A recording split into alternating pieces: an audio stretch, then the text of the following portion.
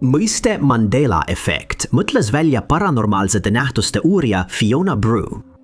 Nimi tuleneb sellest, et tuhanded inimesed usuvad, et endine Lõuna-Aafrika president Nelson Mandela suri vanglas olles, kuigi tegelikult elas ta veel palju aastaid pärast vabastamist. Mis puudutab Mandela efekti ennast, siis see kirjeldab teatud pilte, fakte ja muid ajaloo aspekte, mis näivad olevat muutunud. Näiteks teatud riikide asukoht atlase kaardil. Brändilogod, mis äkitselt näevad teistsugused välja või isegi 80ndate ja 90ndate albumikaaned, mis ei näe enam välja samasugused nagu varem. Paljud inimesed on süüdistanud seda nähtust Šveitsis 2008. aastal toimunud suure hadronite põrguti käivitamises ja nad väidavad, et seal läbi viidud katsed põhjustasid meie reaalsuse ühinemise teisega või et me elame nüüd hoopis teises reaalsuses. Number 10. Kui me koolis käime, saame enamik meist üsna hea arusaama maailmakaardist ja iga riigi asukohast. Seda tüüpi teavet on aastaid pärast kooli lõpetamist raske meeles pidada, kuid enamik inimesi suudab siiski tuntumad riigid atlases üles leida. Seetõttu on raske uskuda, et tuhanded inimesed üle maailma usuvad, et teatud riigid on kaardil oma asukohta muutnud, samal ajal kui teised väidavad, et need on endiselt samas kohas. Tänu sellele vastuolule võetakse neid juhtumeid Mandela efekti nähtuseks. Üks riikidest, mille kohta arvatakse, et see ei asu enam samas kohas nagu varem, on Uus-Meremaa. Kuigi enamik meist leiaks selle maailmakaardil hõlpsasti üles, kuna see asub Austraaliast kagus, on mõned inimesed jäänud segadusse, kui nad kaarti vaadates avastavad, et Uus-Meremaa on justkui uude kohta nihkunud. Paljud inimesed on hakanud internetis arutama seda müsteeriumi foorumites, arutelugruppides ja paranormaalsetes keskusteludes, kuna neil puudub seletus, miks riik on liikunud või miks nad üldse arvasid, et see asub teises kohas. Paljud nende arutelude osalejad väitsid, et Uus-Meremaa asus varem Austraaliast kirdes, mis on tema lähim naaber.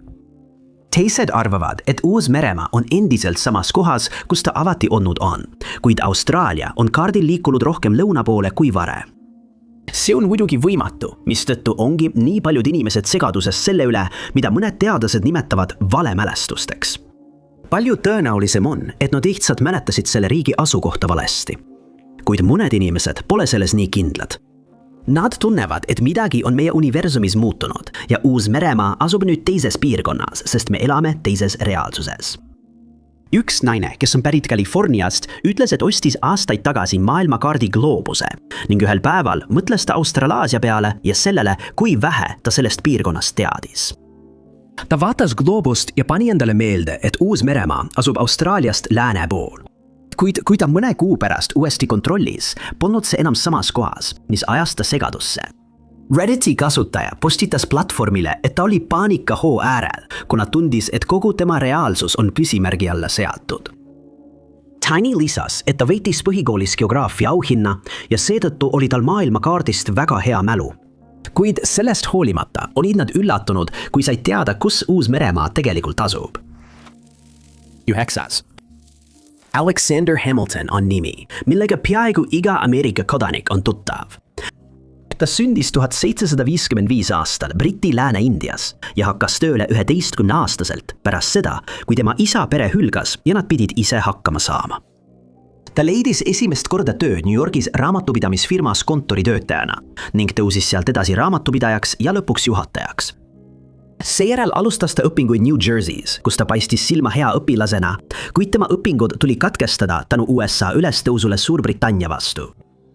Ta toetas Bostoni teepidu ning 1775 aastal avaldas ta brošüüride sarja, milles väljendas oma toetust Suurbritannia toodete boikoteerimisele, mida Ameerika importis ja eksportis. Ja ta kirjutas oma arvamusest Suurbritannia poliitika kohta Quebecis, Kanadas. Aastate möödudes hakkas Hamilton poliitikas üha rohkem kaasa lööma ning ta alustas õigusteaduse õpinguid Albanis. Ta valiti kontinentaalkongressi liikmeks ja hakkas seejärel väitma, et Ameerika nõrgeneb konföderatsiooni artiklite tõttu. Ta sai esimeseks rahandusministriks, mille ajal ta lõi riigipanga, haldas iseseisvussõja võlga ja asutas USA rahapaja. Ta oli 85 föderalistide kirjandist 51 autori autor ning mängis olulist rolli USA põhiseaduse ratifitseerimisel. Ta asutas ka föderalistliku erakonna, millest arenes välja kaheparteisüsteem, mis kehtib Ameerika Ühendriikides tänaseni. Kuid teda mäletatakse kõige enam kui üht Ameerika Ühendriikide asutaja isadest, mistõttu on ta nüüd Mandela efekti müsteeriumi keskmes. Hamiltoni elu oli huvitav ja kohati kaootiline ning ka tema surm 12. juulil 1804 oli väga ebatavaline. Sel ajal oli Hamiltonil pikaajaline tüli asepresident Aaron Burriga. Ta oli süüdistanud Burri poliitilises omakasu taotlemises ja vähestes põhimõtetes ning oli isegi aktiivselt tema vastu tegutsenud. 1840 aastal kandideeris Burr New Yorgi kuberneriks, kuid taas sekkus Hamilton. Ühel õhtusöögil kuulis keegi, kuidas Hamilton nimetas Burri ohtlikuks meheks ning Burr tundis, et see kahjustas tema karjääri ja mainet. Ta nõudis vabandust, kuid Hamilton keeldus ning mõlemad mehed otsustasid oma erimeelsused duelliga lahendada. 11. juuli hommikul kohtusid nad New Jerseys ning pärast reeglite paikapanemist tulistasid mõlemad mehed oma relvadest. Hamilton tabas puu Burri pea kohal, kuid Burri lask tabas märki ning Hamilton suri järgmisel päeval. Nii lõppes Hamiltoni huvitav ja mitmekesine elu, kuid sajandeid hiljem köidab ta tänu Mandela efektile endiselt paljusid inimesi. Mõned inimesed on öelnud, et kui nad said teada, et Hamilton ei olnud kunagi USA president, olid nad täiesti hämmingus. Enamik ajaloolasi ja teadlasi usub, et see eksiarvamus tuleneb sellest, Hamilton oli kujutatud USA rahal ning ta oli üks riigi asutajatest. Üks mees ütles, et tal on selged mälestused sellest, kuidas talle koolis õpetati, et Hamilton oli 10. president ja et ta võitis duelli Burriga. Tal on isegi mälestusi sellest, et sellel teemal toodeti muusikal, mida ta nüüd enam üles ei leia. 8. kohal. Mandela efekti puhul mainitakse sageli filmi Võlur Õsist, kuna see on selle kummalise nähtuse mitte ainult ühe, vaid mitme juhtumi teemaks. Ja isegi mõned filmi tulihingelised fännid on väljendanud oma segadust näiliselt tehtud muudatuste üle. See on üks kuulsamaid filme, mis eales tehtud, mistõttu võiks arvata, et enamik meist tunneb väga hästi neid stseene, mida oleme lugematuid kordi vaadanud.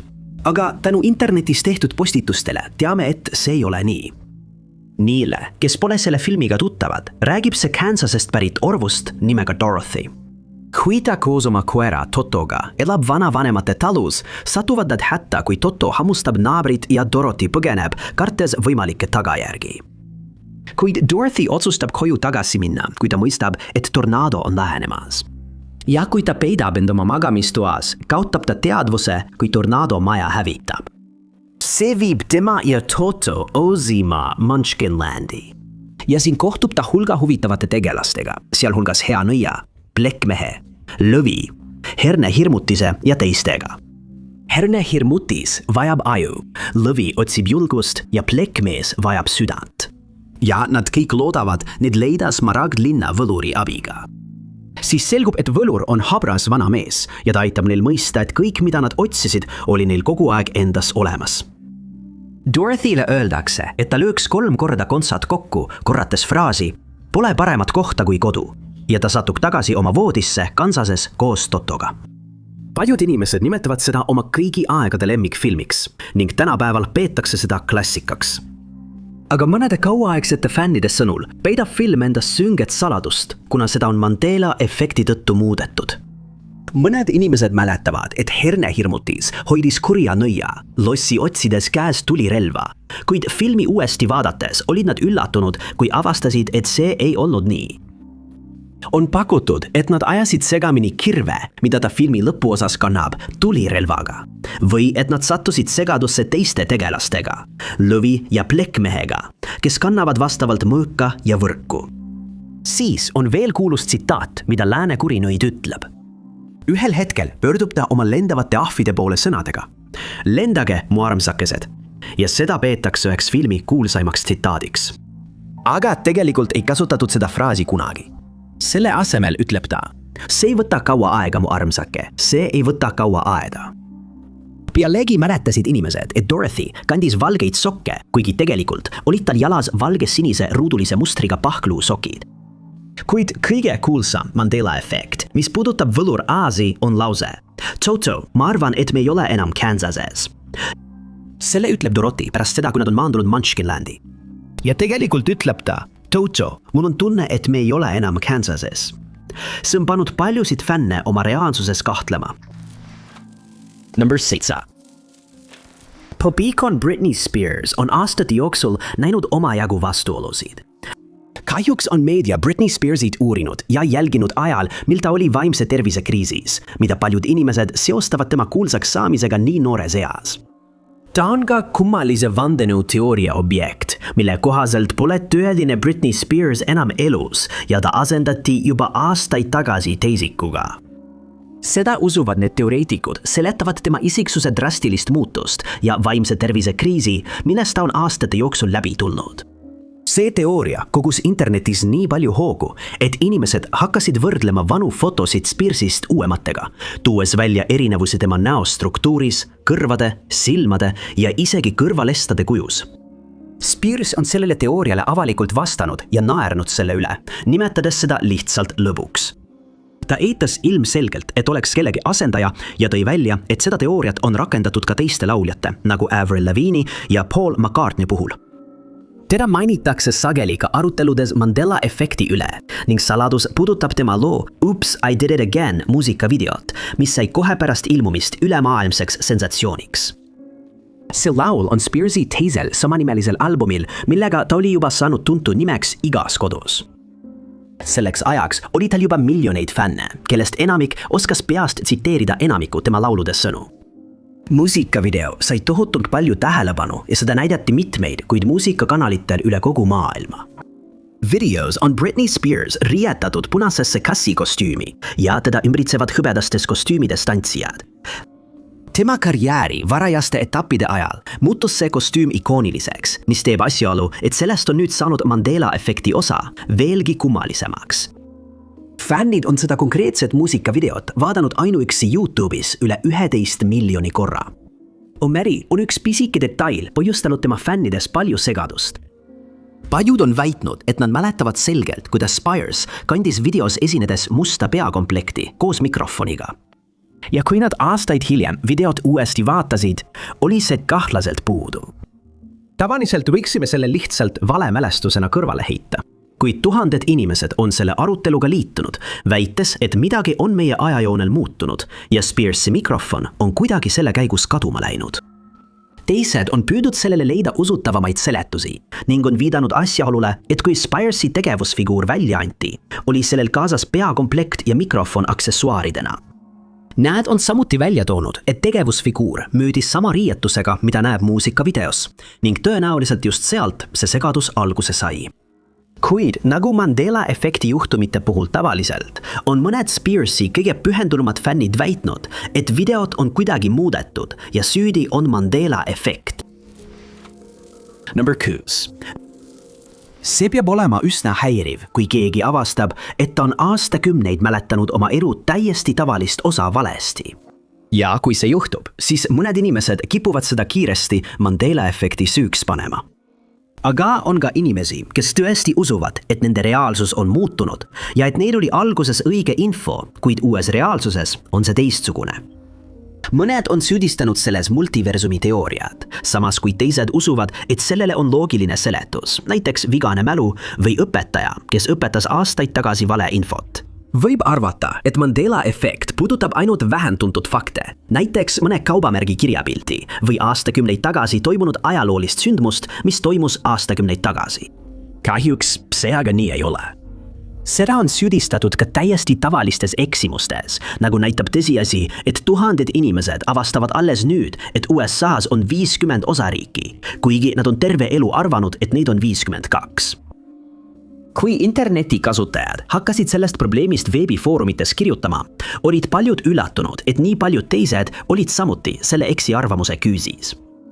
See käivitas arutelu Mandela efekti üle ja selle üle, kas see on päriselt olemas või mitte, kuid siiani pole ilmselgelt mingit üksmeelt saavutatud. Üks kasutaja püüdis selle vea põhjust loogiliselt leida ja pakkus välja, et mõned inimesed võisid ekslikult uskuda või neile õpetati, et Puerto Rico ja Washington DC on osariigid. Mõned kasutajad nõustusid, kuid lisasid, et neid fakte võidi neile õpetada hoopis teises ajajoonel, kus need piirkonnad on osariigid, mis tõi kogu arutelu tagasi algusesse.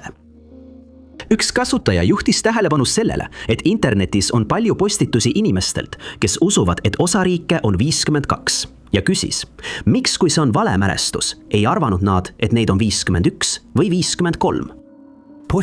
Postituse järel küsitakse 52 osariigi kohta ja mitte ühegi teise numbri kohta, mis on tekitanud sellel teemal veelgi rohkem arutelu.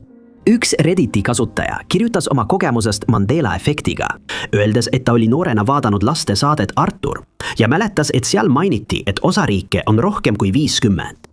Selles episoodis ütleb üks tegelastest osariikide arvu valesti ja teda parandatakse. Kui kasutaja sai teada, et osariike on ainult 50, otsustas ta selle sama episoodi uuesti üles leida. Leidis selle üsna lihtsalt üles ja keris edasi vastava osa episoodist. Oma üllatuseks saab tegelane tõepoolest parandatud, kuid talle ei öelda, et osariike on 52, vaid ta saab teada, et neid on 50. Postitaja ei suutnud vaevu uskuda, mida ta kuulis, ega osanud seletada, kust tema vale mälestus pärines. Number 5. Üks üllatavamaid inimesi, keda Mandela efekti arutelus mainitakse, on ema Teresa, keda mõned usuvad kanoniseeriti 1990-ndatel, kui ta oli veel elus, kuid hiljem said nad teada, et seda ei juhtunudki. Ema Teresa sündis 1910. aastal Põhja-Makedoonias, kuid kolis 1928 aastal Iirimaale, kus ta liitus Loreto õdedega. 6 nädalat hiljem reisis ta Indiasse, kus temast sai õpetaja ning pärast tõotuste andmist otsustas ta oma nime muuta. Ta valis nime Teresa, prantsuse karmeliidi nunnast inspireerituna, kes elas 19. sajandil. Seejärel liitus ta Loreto õdede kooliga ja õpetas seal järgmised 17 aastat. Kuid 1946 aastal pöördus tema elu täielikult ümber. Ta otsustas pühenduda haigete ja vaeste eest hoolitsemisele, mille poolest teda tänapäeval mäletatakse. Arvatakse, et see otsus tuli sellest, et ta nägi India äärelinnades vaeseid ja haigeid inimesi ellujäämise nimel võitlemas. Ja pärast sellele eesmärgile pühendumist kolis ta ühte neist piirkondadest.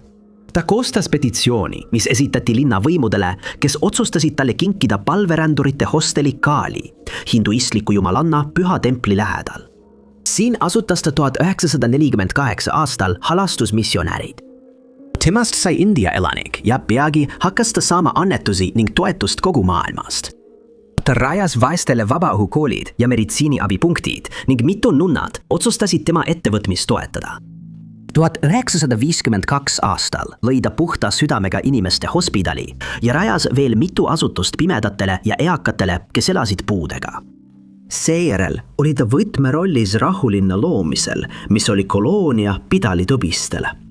1971 aastal pälvis ta paavst Johannes 23. rahupreemia ja 8 aastat hiljem anti talle Nobeli rahupreemia vähem kindlustatud inimeste heaks tehtud töö eest. Talle anti ka India valitsuse kõrgeim tsiviilauhind ning tema pärand oli kindlustatud. 1989 aastal sai ta südameataki ja otsustas oma tervise huvides ametist lahkuda. 1997 aastal nimetas ta oma järeltulijaks õde Namala. Ta suri 5. septembril 1997, 87-aastaselt elades endiselt Kolkatas. 2 aasta jooksul pärast tema surma hakkas katoliku kirik ette valmistama ema Teresa kanoniseerimist, mis tähendab, et temast saaks ametlikult pühak. Paavst Johannes Paulus II andis korralduse protsessi kiirendada ning ta kuulutati õngtsaks 2003 aasta oktoobris.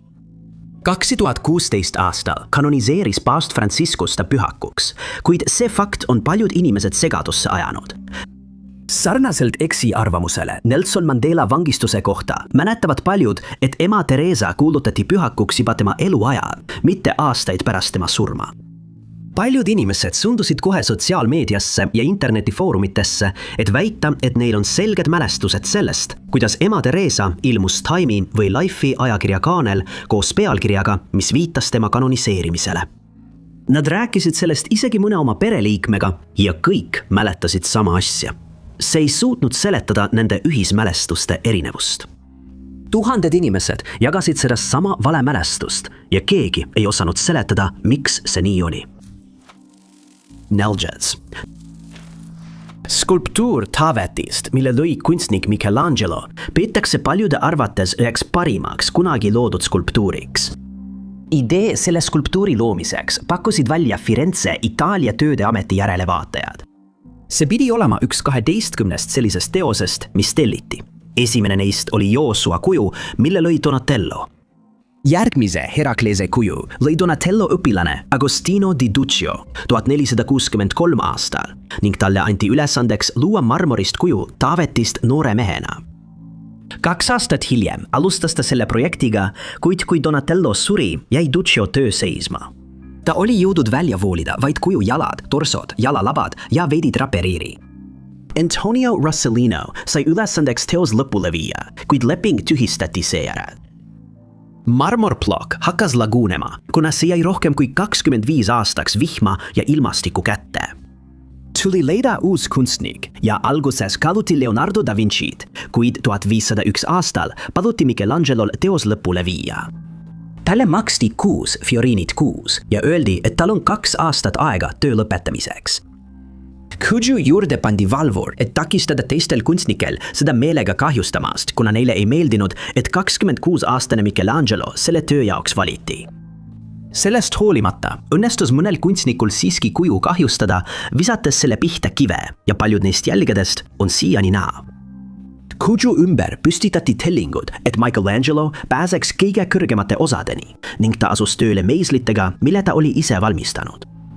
1504 aastaks oli ta teose lõpetamisele lähedal ning Firenze võimud mõistsid, et nad ei tea, kuidas tõsta umbes 17 jalga kõrget ja üle 8 tonni kaaluvat kuju katedraali katusele. Otsustati, et see tuleks hoopis transportida Palazzo della Signoria juurde.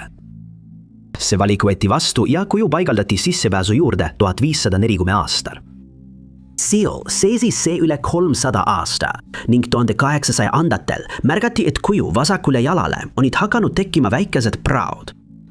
Kuna kahtlustati, et selle põhjuseks oli ebaühtlane pinnas, viidi skulptuur Akadeemia galeriisse 1991. 9. aastal sisenes kunstnik Piero Cannata galeriisse haamriga, mille ta oli oma riiete alla peitnud ja ründas kuju, kahjustades selle vasaku jalavarvast. Pärast vahistamist väitis ta, et talle oli 16. sajandi maalikunstniku modell andnud käsu kuju hävitada. Kuju on tänaseni galeriis vaatamiseks väljas ning 100 000 inimesed on sinna piirkonda seda vaatama reisinud. Aga see on ka kummalise ja ootamatu Mandela-efekti juhtum. Kui inimesed saavad teada, et Taaveti kuju silmad on südamekujuliste pupillidega, on nad tavaliselt skeptilised ja keelduvad alguses seda fakti uskumast. Isegi mõned inimesed, kes on skulptuuri oma silmaga näinud, ei teadnud seda ning süüdistavad Mandela-efekti. Nad on kindlad, et kui nad kuju nägid, olid pupillid ümmargused ja tavalised ning väidavad isegi, et oleksid kohe märganud kummalise kujuga pupille. Pole teada, miks Michelangelo nii otsustas teha, sest see polnud sugugi tavaline praktika ning ta ei paistnud kellelegi kunagi öelnud, miks ta selle otsuse tegi. Aga see pole ainus erinevus, mida inimesed on märganud. Mitmed selle koha külastajad tunnevad, et selle parem käsi ei ole enam samas asendis. Ja kuna see on võimatu, usuvad nad, et nägid esimest korda Taaveti kuju hoopis teises reaalsuses. Number 3. Kuigi termin pliastad viitab mitmele Euroopa riigile, mis kogesid 20. sajandi lõpupoole tõsist sotsiaalpoliitilist turbulentsi, mäletatakse seda kõige paremini Itaalias, kus need probleemid esinesid aastatel 1960 kuni 80. lõpuni. See oli äärmise ebakindluse aeg, kui äärmusvasak ja parempoolsed rühmitused püüdsid Itaalia valitsust kukutada ning nad ei peatunud millegi ees, et oma eesmärgini jõuda. Nad korraldasid rünnakuid oma enda riigi vastu, mille tulemusena sai see ajajärk nimeks pliiastad, viidates kujuteldamatule kogusele laskemoonale, mida nende konfliktide käigus kasutati. Itaalia kodanikud olid hirmul, sest nad ei teadnud kunagi, millal võib järjekordne juhtum aset leida. Ja kuna neid rünnakuid viidi läbi avaliku ohutuse peale mõtlemata, kaotasid paljud süütud inimesed oma elu. 2. augustil 1980 toimus üks kõige jõhkramaid rünnakuid Bologna Centrale jaamas. Sellel hommikul kell 10:25 astus relvastatud revolutsiooniliste tuumikute rühmituse liige jaama 2. korruse ootesaali ning jättis sinna kohvri, milles oli lõhkeseade. Keegi ei märganud järelevalveta kohvrit ja selle tulemusena kaotasid paljud inimesed elu. Paljud inimesed nimetavad seda tänaseni pliiastate kõige hullemaks juhtumiks. Uudistekanalid tormasid sündmuskohale ja dokumenteerisid mahajäänud hävingut. Paljud meediafotograafid märkasid, et jaama kellad peatusid rünnaku ajal kell 10:25 ning kasutasid seisva kella pilti, et rõhutada selle päeva tragöödiat. Aga just seal muutuvad kella kohta käivad faktid mõne inimese sõnul veidi segaseks. Näed meenutavad, et kell jäeti meelega seisma just sellele ajale, et mälestada tragöödiat ning seda ei parandatud kunagi meelega, austamaks neid, kes kaotasid elu või said vigastada. Tegelikus on see, et kell parandati kiiresti ära ja see töötas aastaid nagu tavaline kell. Siis 1996 aastal läks kell katki ja otsustati, et see seatakse uuesti kellaajale 10:25 ning jääbki sellele ajale eelpool mainitud põhjustel. Seda ei parandatudki enam ja tänapäeval on see mälestusmärk nendele traagilistele sündmustele. Kui uudis sellest levis, ei saanud paljud inimesed, mõned neist Bolognast, aru, miks see üldse uudisväärtuslik on, sest nad olid kindlad, et kell on alati seisnud sellel kellaajal ja seda pole parandatud alates 1980. aastast. Psühholoogide meeskond pidas seda huvitavaks ja otsustas teha uurimistööd. Nad küsitlesid kümneid inimesi ja avastasid, et isegi mõned jaama töötajad ei teadnud, et kell oli 16 aastat töötanud. Küsitleti 180 inimest, kes kõik kas kasutasid jaama regulaarselt või töötasid seal. Ja uurijad olid üllatunud, kui said teada, et 92% inimestest uskus, et kella pole kunagi parandatud, hoolimata sellest, et nad nägid seda oma silmaga regulaarselt. Kui uuringu tulemused avaldati, tuli tuhandeid inimesi veel välja, väites, et nad elasid Itaalias ja teadsid alati, et kell jäi sel päeval seisma ning on sellest ajast saadik katki olnud. Paljudel oli raske uskuda, et see võiks olla lihtsalt kollektiivne valemälestus ja nad pakkusid, et toimub midagi palju kurja kuulutavamat.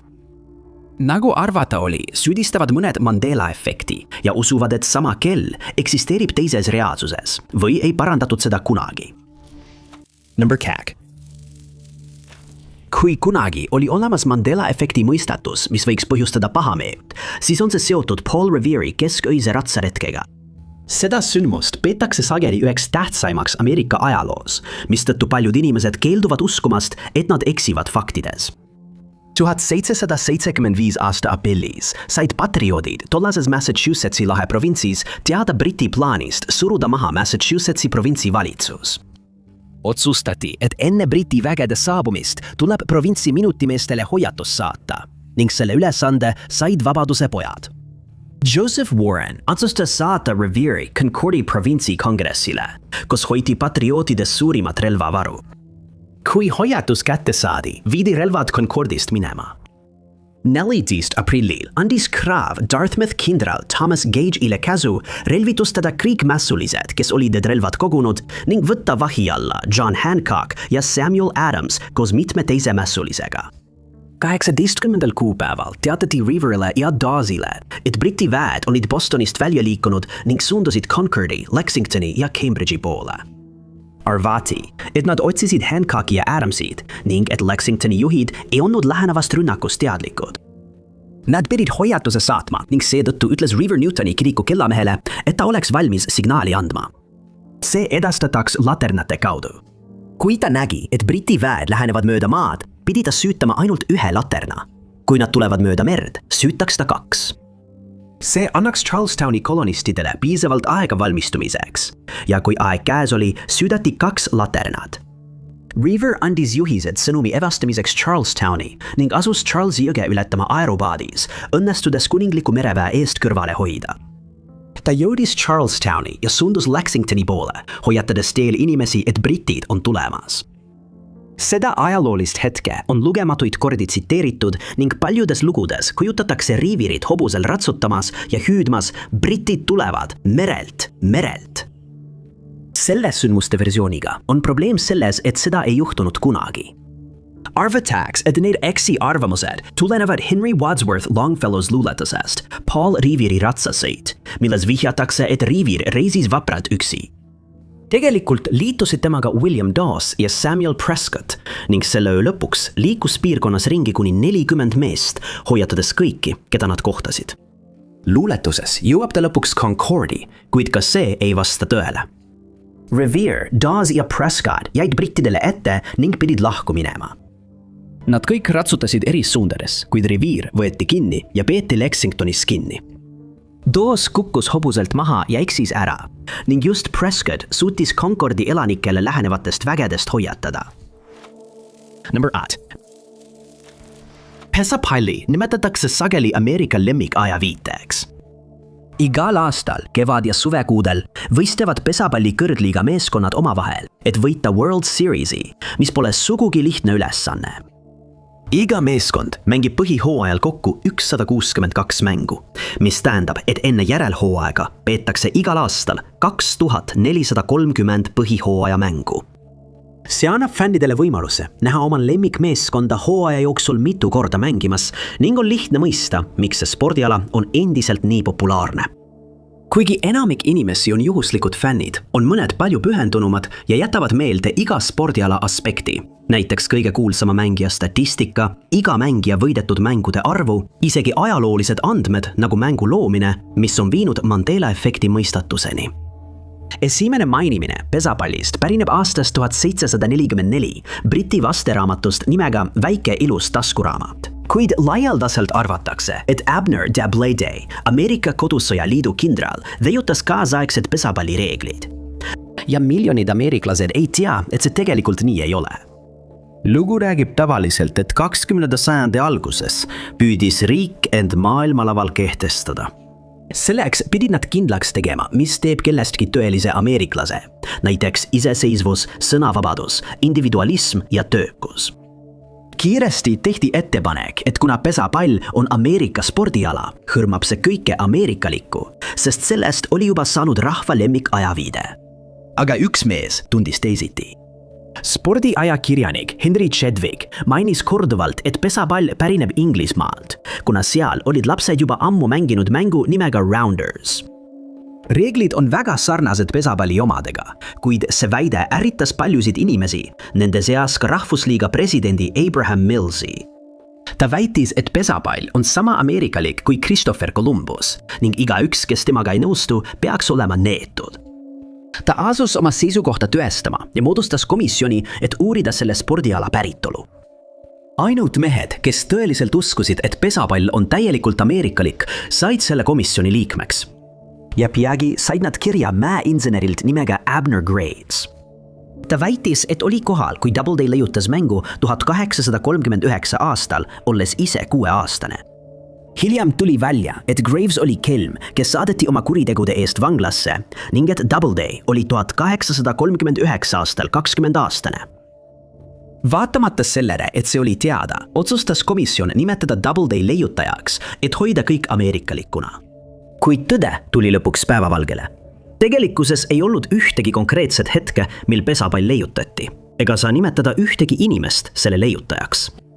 Tõenäolisemalt arenes see välja mängust nimega Rounders ja kohandati aastate jooksul mänguks, mida me täna kõik tunneme. Kuid paljud inimesed keelduvad seda tunnistamast ja usuvad, et spordiala leiutas tõepoolest Doubleday. Ainult teises reaalsuses, mis on nüüdseks kadunud. Suur tänu, et vaatasite. Kui teile see video meeldis, siis kindlasti vajutage meeldib nuppu. Ärge unustage ka tellida ja vajutada teavituskella, et olla kursis kõigi meie tulevaste videotega. Minu nimi on Top 5 Unknowns ja kohtume järgmises videos.